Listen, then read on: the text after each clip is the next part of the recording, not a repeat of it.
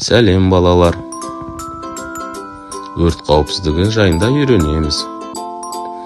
Өрт туғызатын заттардан алыс жүреміз.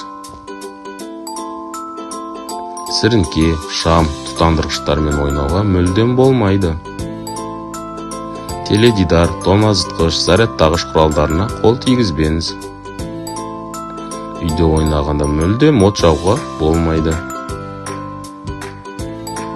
Өртті байқасаңыз, дереу ересектерге айтыңыз. Өрт кезінде шошымаңыз. Сабырлы болыңыз. Өрт қауіпсіздігін сақтау әркімнің міндеті. Өртті байқасаңыз, дереу 101 телефонына қоңырау шалыңыз. Құрметпен Мақаншы ауданы төтенше жағдайлар бөлімі.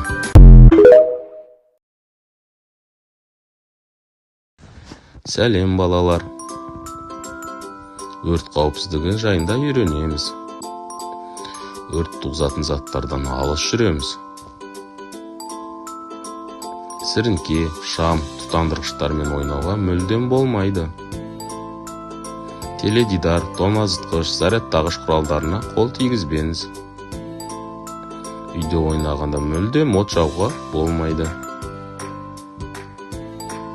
Өртті байқасаңыз, дереу ересектерге айтыңыз. Өрт кезінде шошымаңыз. Сабырлы болыңыз. Өрт қауіпсіздігін сақтау әркімнің